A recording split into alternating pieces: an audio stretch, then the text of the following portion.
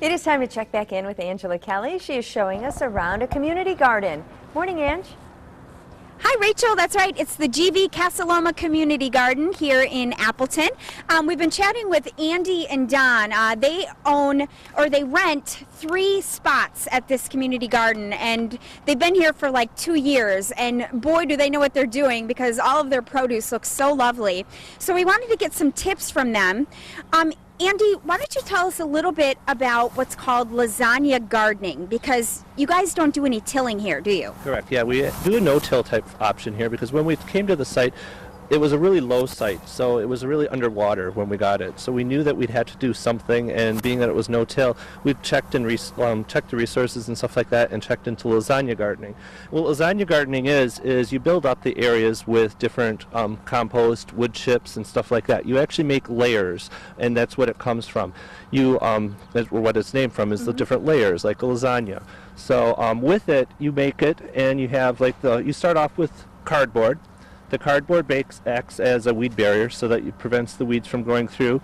And then you put like a brown type of a material, like in this case we used wood chips, and then we put compost, and it just breaks down into a really nice, really rich soil. So we get a lot of the stuff from our local recycle centers, the yard stuff, so yard waste and everything.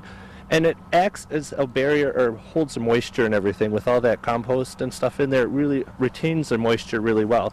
And with the weather that we've been having right now, anything that you can get to retain the moisture is really what you're looking for. No kidding. We top everything off with like a mulch of some sort. In this case, we use straw or a horse bedding, so it kind of acts as dual purpose. There's nitrogen and everything in the straw, so it's feeding the plants.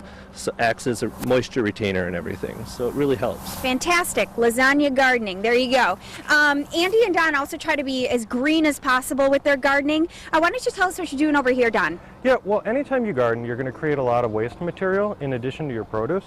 And so what we do here is I'm just taking the leaves from some of the kohlrabi that we've harvested, and we've devoted a small section of our site here to composting. Fantastic. Nothing really fancy here, just some waste material, and every now and then we'll throw in a little wood chips or some material to break it up. And then what we'll do is at the end of the year, we'll mix this up, and it'll actually become one of the layers that we put down for the lasagna gardening. So in addition to this, we also have a water barrel at our site. We use that just to keep the water convenient. And then throughout the community garden, there's other spots where we provide water, and we keep the water barrels filled for the rest of the gardeners, who can then draw off there and use that to water their gardens.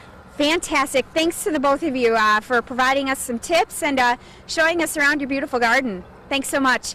Coming up next, we're going to meet a gardener named Peter. He's growing some fruit trees on the other side of the garden, so we'll see what he's got coming up a little bit later. Some super smart ideas. Thanks, Ange.